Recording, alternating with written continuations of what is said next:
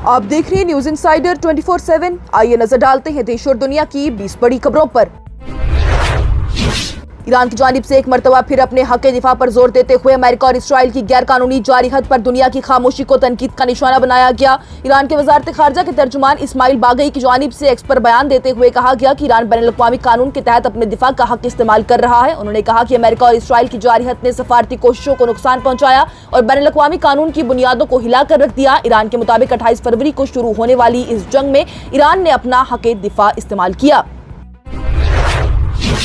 Iran की Islamic revolutionary guard core यानी IRGC की जानिब से और फौज के अफसरान की जानिब से कहा गया है कि इसराइल और अमेरिका के खिलाफ जवाबी हमलों का दायरा और शिद्दत मजीद बढ़ाई जाएगी। रिपोर्ट्स के मुताबिक ऑपरेशन ट्रू प्रॉमिस के तहत ईरान ने ड्रोन और मिसाइली हमलों की कई लहरें चलाई हैं जो कि इसराइल के मकामात और कुवैत, बहरीन और इराक में मौजूद अमेरिकी फौजी बेसों को निशाना बना रही है। ईरानी हुकाम का एक कहना है कि उन्हें उन फौजी मकामात का पता चला है जो कि इसराइल ने शहरी इलाकों में छुपा रखे हैं। IRGC ने 8 मार्च को दावा किया कि ईरानी फौज मौजूदा रफ्तार पर 6 महीने तक शदीद जंग लड़ने की सलाहियत रखती है और एडवांस हथियार जिनमें कि क्लस्टर वॉरहेड्स वाले मिसाइल भी शामिल हैं इस्तेमाल किए जा रहे हैं ताकि एयर डिफेंस सिस्टम को बाईपास किया जा सके। ईरान की इस्लामिक रेवोल्यूशनरी गार्ड कोर की जानिब से आज कहा गया कि उसकी नेवी ने कुवैत में मौजूद अमेरिकी अल उदैरी हेलीकॉप्टर बेस पर ड्रोन और बैलिस्टिक मिसाइल का मुश्तरका हमला किया है। IRGC का बयान है, उसके मुताबिक हमले में हेलीकॉप्टर मेंटेनेंस और रिफ्यूलिंग फैसिलिटीज, फ्यूल डिपोट्स, एयरक्राफ्ट और बेस की कमांड बिल्डिंग को निशाना बनाया गया जिससे कि शदीद नुकसान हुआ और बेस पर बड़ी आग भड़क उठी जिसका सियाह धुआं दूर दूर तक देखा जा सकता है। ईरान के मुताबिक 28 फरवरी को अमेरिका और इसराइल के हमले और आयतुल्लाह सैयद अली खामेनी और ईरानी फौजी कमांडर्स की शहादत के बाद ईरान ने जवाबी तौर पर इसराइल के कब्जे शुदा इलाकों और खित्ते में अमेरिकी बेसिस पर मिसाइली हमले और ड्रोन हमले शुरू कर दिए। तेहरान ने दोबारा वाज़ेह किया कि उसका निशाना सिर्फ अमेरिकी फौजी मकामात है और अरब ममालिक के साथ जंग का कोई इरादा नहीं है। ईरान के पार्लियामेंट के स्पीकर मोहम्मद बाकिर कालिबाफ की जानिब से कहा गया है कि अगर अमेरिका और इसराइल की ईरान के खिलाफ जारी हद जारी रही तो ना तो सिर्फ क्रूड ऑयल की पैदावार और फरोख्त मुतासिर होगी बल्कि अमेरिका, वेस्ट एशिया और दुनिया भर के कई मफादात के भी शिद्दत को नुकसान पहुंचेगा। उन्होंने एक्स पर लिखा है कि जारी जंग रही तो तेल की सप्लाई और मार्केट दोनों मुतासिर होंगे और इसका असर पूरी दुनिया पर पड़ेगा। ईरान के मुताबिक 28 फरवरी को अमेरिका और इसराइल के हमले जिनमें आयतुल्लाह अली खामेनी और कई सीनियर अफसरान शहीद हुए थे, ईरान की खुद मुख्तारी की खुली खिलाफ वर्जी थी। इन हमलों में 1200 से जायद शहरी जिनमें कि तकरीबन 200 बच्चे शामिल हैं हलाक हुए और स्कूल और अस्पताल जैसे गैर फौजी इमारतों को निशाना बनाया गया। ईरान की फौज ने जवाब में खित्ते में अमेरिकी मफादात और इसराइल के कब्जेशुदा इलाकों पर मिसाइल और ड्रोन हमले किए। ईरान से मुमकिन मिसाइल और ड्रोन खतरे के पेश नज़र UAE की वजारत दिफा की जानिब से दिफाई निज़ाम मुतहरिक कर दिया गया। हुकाम ने तनबीह कर दी है कि वाकई की जगहों और हवाई अड्डों या फिर ममनुआ मकामात पर बगैर इजाज़त तस्वीर या फिर वीडियो बनाना कानूनन जुर्म है और इस पर सख्त कार्रवाई होगी। अबू धाबी में हिंदुस्तान के सफारत खाने ने भी हिंदुस्तानी शहरियों को हिदायत दी है कि खतरे की घंटी सुनते ही महफूज जगह पर चले जाएं, किसी वाक़ई की तस्वीर या वीडियो ना बनाएं और किसी भी मशकूक चीज़ को हाथ ना लगाएं। अवाम को मशवरा दिया गया कि सूरत हाल से मुतल्लिक मालूमात के लिए सिर्फ सरकारी ज़राए पर ही भरोसा किया जाए। हिंदुस्तान की ministry of information and broadcasting की जानिब से इसराइल ईरान तनाज़ा पर सनसनीखेज रिपोर्टिंग के हवाले से बड़ा कदम उठाते हुए BARC को हिदायत दी गई है कि तमाम न्यूज़ चैनल्स के लिए उनकी TRP नताइज फिलहाल आर्जी तौर पर रोक दिए जाएं। हुकूमत के मुताबिक ये फैसला अवाम में खौफ और घबराहट से बचने के लिए किया गया है और ये पाबंदी फिलहाल 4 हफ्तों के लिए होगी या फिर अगले हुक्म तक बरकरार रहेगी। ईरान के सदर मसूद पेज़ेश्कियान की जानिब से अपनी माफ़ी के बयान की वजाहत करते हुए कहा गया कि माफ़ी का मतलब कमज़ोरी नहीं है। उन्होंने कहा कि अगर ईरान पर किसी भी जगह से हमला हुआ तो तेहरान पूरी ताकत के साथ जवाब देगा। उनका यह भी कहना है कि हमसाया ममालिक के लोग अगर इस सूरत हाल से परेशान हुए हैं तो ईरान को इस पर अफसोस है, लेकिन जो मकामात ईरान के खिलाफ हमलों के जरिए बनेंगे उन्हें जायज़ निशाना बनाया जाएगा। इसराइली फौज की जानिब से इतवार को सुबह ही जुनूबी लेबनान पर दोबारा शदीद हवाई हमले कर दिए गए जहां पर ईरान की रेवोल्यूशनरी गार्ड की कुद्स फोर्स से मुतल्लिक अफसरान को निशाना बनाया गया। इसराइली हमलों में कम से कम 8 अफराद हलाक हुए जबकि बैरूत में एक होटल पर ड्रोन हमले से 4 लोग जान से चले गए और 10 जख्मी हुए। इसराइल का यह कहना है कि वो ईरान से मुतल्लिक अनासिर को लेबनीज सरजमीन पर जगह बनाने की इजाजत नहीं देगा।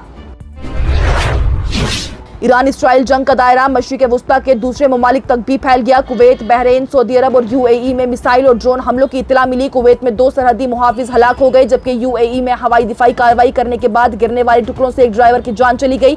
सऊदी अरब ने भी अपनी तरफ आने वाले ड्रोन और बैलिस्टिक मिसाइल को तबाह करने का दावा किया है। बेंजामिन नेतन्याहू की जानिब से लेबनान की हुकूमत को सख्त तनबीह देते हुए कहा गया कि वो अपनी जिम्मेदारी निभाए और हिजबुल्लाह को गैर मुसल्लह करे। उन्होंने कहा कि अगर ऐसा ना हुआ तो लेबनान को सख्त नताइज को सामना करना पड़ेगा। साथ ही उन्होंने ईरान की रेवोल्यूशनरी गार्ड को भी खबरदार किया है कि वो इसराइल के निशाने पर हैं और जो मुकाबला करेगा उसे उसकी कीमत चुकानी पड़ेगी। इस्राएली वज़ीर आज़म बेंजामिन नेतन्याहू की जानिब से अक़वाम मुत्तहिदा पर भी सख्त तनकीद की गई और कहा गया कि ये इदारा इसराइल के खिलाफ जंग के दौरान बेजा इल्ज़ामात लगाता रहा। उनका कहना है कि जब ईरान में कत्लो गारत हुई तो अक़वाम मुत्तहिदा खामोश रहा, जबकि इसराइल के खिलाफ फैसले जल्द जारी किए गए।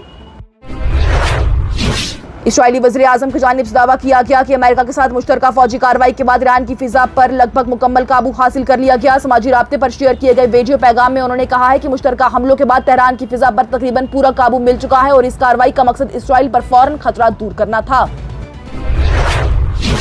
अमेरिका के सदर डोनाल्ड ट्रंप की जानिब से कहा गया कि वो ईरान के साथ बातचीत में दिलचस्पी नहीं रखते और जंग तब तक जारी रहेगी जब तक खत्म नहीं होगी, तब तक कि ईरान की फौजी ताकत कमजोर ना हो जाए। उन्होंने कहा है कि अमेरिका की फौजी कार्रवाई इसलिए शुरू की गई क्योंकि ईरान से फौरन खतरा पैदा हो रहा था और जरूरत पड़ी तो अगले मरहले में जमीनी फौज भेजने का कदम भी उठाया जा सकता है। नायब वज़ीर आला सुरेंद्र चौधरी की जानिब से आज कहा गया कि हुकूमत ईरान में फंसे हिंदुस्तानी शहरियों खासतौर पर जम्मू और कश्मीर के तलबा की सूरत हाल पर करीबी नजर रखे हुए है। उनका कहना है कि वहाँ के पेचीदा हालात की वजह से फौरन वहाँ पर निकासी मुमकिन नहीं है, लेकिन मुतल्लिका इदारों से लगातार राब्ता है और जैसी ही सूरत हाल बेहतर होगी हुकूमत तलबा और दूसरे हिंदुस्तानी अफराद को महफूज तरीके से वापस लाने के लिए कदम उठाएगी। हुकूमत की जानिब से इतवार को फैसला किया गया कश्मीर के तमाम तालीमी इदारे सोमवार यानी पीर के रोज से दोबारा खुल जाएंगे। तालीम की वजीर सकीना इत्तू की जानिब से कहा गया कि जमीनी सूरत हाल का जायजा लेने के बाद ये फैसला किया गया है कि कश्मीर के तमाम अजला में स्कूल, कॉलेजेस और यूनिवर्सिटीज फिर से खुल जाएंगे। वाज़ेह है कि एक हफ्ते पहले तलबा की हिफाजत के पेश नजर हुकूमत ने एहतियाती तौर पर पूरे कश्मीर में तालीमी इदारे बंद करने का फैसला किया था। बडगाम पुलिस ने चाडूरा इलाके में इंस्टाग्राम पर गैर तस्दीकशुदा और उकसाने वाली वीडियो शेयर करने के इल्जाम में एक शख्स के खिलाफ एफआईआर दर्ज कर ली। पुलिस के मुताबिक सुहेल अहमद भट्ट नाम के शख्स ने मास्टर इलेक्ट्रीशियन के नाम से मिडिल ईस्ट की मौजूदा सूरत हाल से मुतल्लिक वीडियोस अपलोड की थी जो कि नौजवानों और आवाम को उकसाने और अमनो अमान के लिए खतरा बन सकती थी। पुलिस स्टेशन चाडूरा में मुकदमा दर्ज करके तहकीकात शुरू कर दी गई है। जम्मू कश्मीर के नायब वज़ीर आला सुरेंद्र चौधरी की जानिब से कहा गया कि जम्मू और कश्मीर की क्रिकेट टीम को रणजी ट्रॉफी जीतने पर मुबारकबाद है। इस पूरे इलाके के लिए यह फख्र का लम्हा है। उन्होंने कहा कि टीम जल्द वापस पहुंचेगी और हुकूमत उनका शानदार इस्तकबाल करेगी, जबकि उमर अब्दुल्ला 9 मार्च को टीम के लिए दावत का भी इंतजाम कर रही हैं। जम्मू कश्मीर के लेफ्टिनेंट गवर्नर मनोज सिन्हा की जानिब से जम्मू के सिद्रा में एंटी करप्शन ब्यूरो के नए हेडक्वार्टर्स का इफ्तिताह करते हुए कहा गया कि पिछले 5 से 6 सालों में रियासत के निजाम में बड़ी तब्दीलियां आई हैं, जिससे कि हुकूमत ज्यादा शफाफ और अवाम की खिदमत पर मरकूज हुई है। उनका कहना है कि नया ACB बिल्डिंग बदउनवानी के खिलाफ अज़म और शफाफ हुकूमत की अलामत है और इदारे को चाहिए कि हर तहकीकात और फैसला कानून और इंसाफ के असूलों पर मजबूत रहे ताकि अवाम का भरोसा मजीद बढ़ जाए।